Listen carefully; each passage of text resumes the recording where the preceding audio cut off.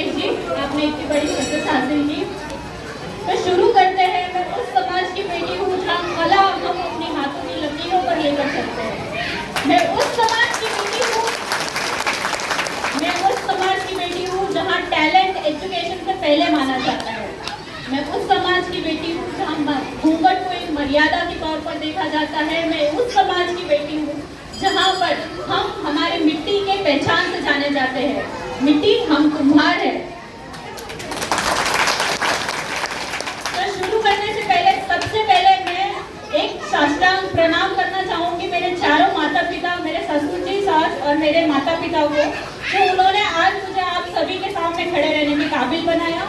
और दूसरा धन्यवाद करूंगी मैं मेरे साथी, मेरे हस्बैंड जी को, जिन्होंने मुझे कभी रोका नहीं, टोका नहीं, सिर्फ शादी के वचनों के साथ ही नहीं बल्कि उस वचन का मतलब समझाकर और मेरा हमेशा साथ निभाया। तो मैं Gayatri Prajapati, educating in doctor एम.एस. Gosavi college of physiotherapy medical sciences, Nashik, third year student and soon to be as a doctor.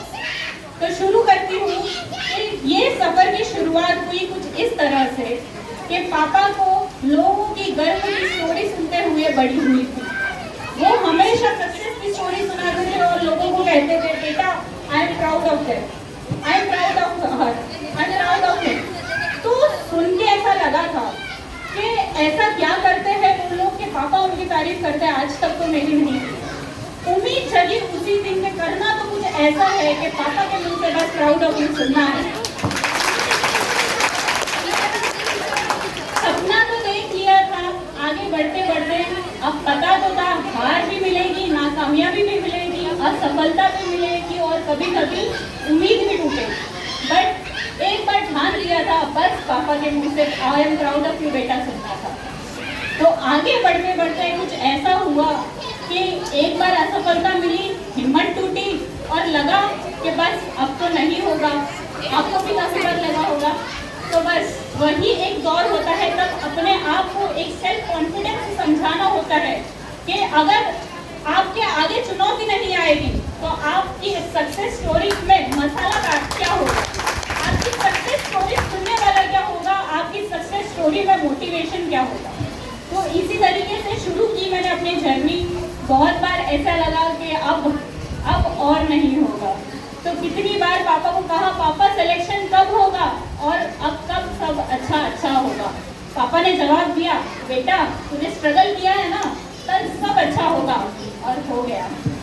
आगे बढ़ी, शादी हो गई, मेरे हौसले नहीं टूटे। लोग जब हनीमून और अपने साथ अपने मूवी और अपने हस्बैंड के साथ घूमने का सोचते थे, उन पैसों को अपने एजुकेशन में लगाने का सोचा। और जब मेरे हौसले नहीं टूटे तो मेरे कंधों पर पंख लगाने वाले दो इंसान, मेरे ससुर जी और मेरे साथी, मेरे हस्बैंड, उन्होंने भी मुझे नहीं रोका और मेरी उम्मीद को और प्रेरणा के तौर से आगे करते हुए उन्होंने कहा, सोच ले सफर मुश्किल है पर हाथ मिलकर चलेंगे तो कभी गिरेंगे नहीं, और गिर भी गए तो उठाने के लिए मैं हमेशा हूँ तेरे पीछे। तो बस अब उतना भी बात का, अब सच कहूँ तो अब हारने का बहाना भी नहीं बचा था। तो आगे बढ़ते हुए चली जा रही थी, सक्सेस भी मिल रही थी। ये एक चीज याद रखना, आज मैं यहाँ अकेले खड़ी हूँ तो सिर्फ मैं नहीं, मेरे पीछे मेरे परिवार का सेक्रीफाइस भी खड़ा है। तो ऐसा होता है कि पेरेंट्स मना कर देते हैं, एक हाँ के पीछे लड़की है कैसे भेजूं, क्या करूं। मुझे मेरे ससुर जी ने नासिक भेजा है, तो आप अपनी बेटी को 4 कदम की दूरी पे नहीं भेज सकते। ये सबसे बड़ी बात है। उन्होंने एक बार भी कभी झिझक नहीं की, एक बात का पैसा नहीं गिनाया, कहा जो लगेगा बच्चा करेंगे। अपने ससुर जी जो होते हैं, बहू को बेटी कह तो देते हैं पर घूंघट की प्रथा और ये सब कहकर बहू बना ही देते हैं। बट उन्होंने कहा, बेटा मैं सब चीज करूंगा, तू अपने हौसले मत तोड़ना। उस दिन समझ लिया मर्यादा में रहकर आगे जाऊंगी और इनको करके दिखाऊंगी। तो बस इसी तरह से आगे बढ़ी। मेरे ससुर जी ने एक और चीज कही जब बाहर भेजा कि बेटा सफलता ऐसी चीज है